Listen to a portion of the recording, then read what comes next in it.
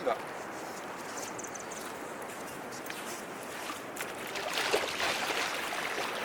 J'ai eu la chance de vivre à Madagascar et ensuite en Nouvelle-Calédonie.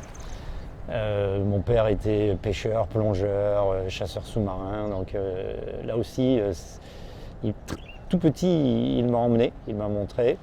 Et donc je ne me souviens pas à quel âge j'ai pu nager, mais j'ai nagé très vite et j'ai pu très vite découvrir ce milieu.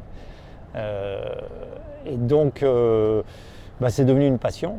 Et puis de cette passion, j'ai réussi à en faire mon métier et je continue toujours à m'émerveiller, à découvrir de nouvelles choses. Encore maintenant, après plus de 40 ans de plongée. Ouais. Des souvenirs extraordinaires de rencontres avec des animaux fabuleux, nager avec des baleines, avec des requins, avec tous ces animaux un peu mythiques. Ça reste toujours quelque chose de fort, mais il y a aussi moi j'aime beaucoup les sensations qu'on rencontre dans l'eau. Cette sensation de voler, de planer, d'être en sustentation, je trouve ça extraordinaire. Encore maintenant, je m'amuse. Il y a un côté ludique, hein, c'est un vrai jeu.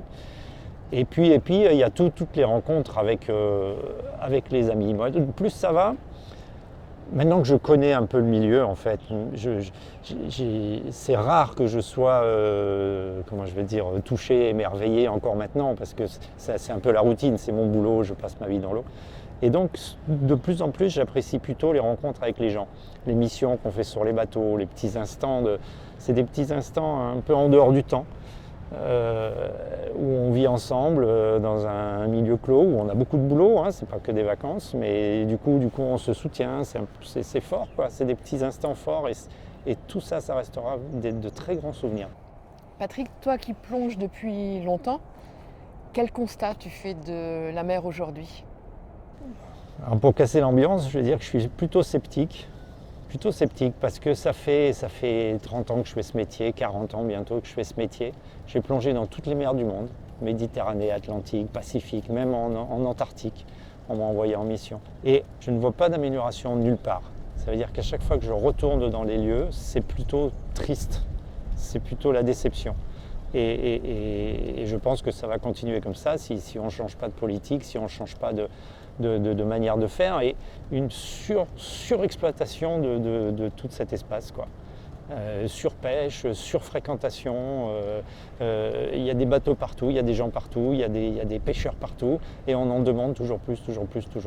Même s'il y a des actions qui sont menées à droite à gauche, on crée des réserves, on crée des zones protégées, mais c'est vraiment des têtes d'épingle par rapport à la surface qui existe. Et on continue par ailleurs à exploiter tout autour de ces zones protégées de plus en plus, quoi. La demande est tellement forte qu'on n'arrêtera pas comme ça, quoi. Donc tout ça fait que j'ai du mal à voir un avenir radieux pour les mers et les océans du monde.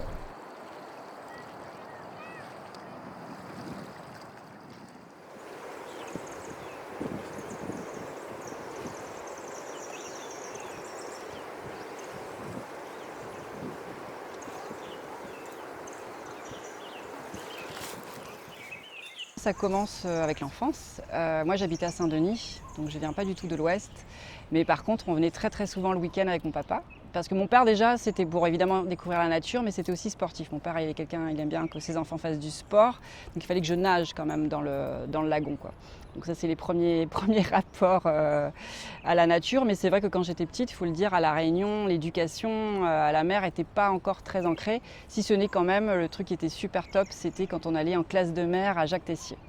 Et là, heureusement qu'on avait cette culture. Et puis après, le rapport s'est fait petit à petit. Et ensuite, à la fac, où j'ai rencontré une personne qui est extraordinaire, qui s'appelle Odile Naïm, qui était une prof à l'Université de La Réunion. Et là, waouh, on a fait un stage. Et là, je me suis dit, ça pourrait être sympa plus tard de travailler là-dedans et d'apporter sa petite pierre pour protéger les récifs à La Réunion. D'être dans une structure gestionnaire, je le comprends d'autant mieux parce qu'avant j'étais scientifique, donc j'étais très spécialiste. Et le fait justement de passer à la réserve marine a fait que j'ai maintenant un regard beaucoup plus grand avec une échelle à l'échelle du territoire. Karine, nous, qu'est-ce qu'on peut faire au quotidien? Ça va passer par les usagers qui vont faire attention lorsqu'ils pratiquent le milieu, en nageant ou bien en pêchant, en essayant d'être raisonnable. Ça veut dire quand je viens à la plage, que je ramasse mes déchets, que je ne prélève pas les coraux, que je fasse attention quand je palme. Et ça va passer aussi à plus grande échelle avec l'échelle décisionnaire, avec les personnes qui vont aménager le territoire, qu'ils aient conscience que tout ce qu'ils font vont avoir un impact. Puisqu'à La Réunion, c'est ça qui est assez intéressant et aussi qui fait toute sa difficulté, c'est qu'on est sur une île montagneuse qui fait qu'en fait toutes les activités en amont vont avoir un impact en aval. Et donc nous, à la réserve marine, on ne peut pas juste protéger le territoire qui nous est dévolu, à savoir juste les récifs coralliens de La Réunion. Il faut que toute cette protection elle soit faite à grande échelle. Et s'il n'y a que nous qui protégeons, on n'y arrivera jamais. Donc c'est pour ça aussi qu'on œuvre de plus en plus à ce que la réserve marine soit un outil du territoire, que ce soit intégré et que chacun prenne sa place et que chacun ait conscience en fait qu'il a sa petite part à jouer. Je souhaiterais qu'on parle positivement de la mer, rappeler à tout le monde que ce patrimoine marin, en tout cas le patrimoine marin réunionnais, il est magnifique, qu'on a une biodiversité exceptionnelle, que bien sûr elle est fragile, que bien sûr il y a des endroits qui sont dégradés, mais il y a encore de beaux endroits magnifiques. Et rappeler à tout le monde qu'on a la chance de pouvoir le fréquenter, qu'on peut y avoir accès.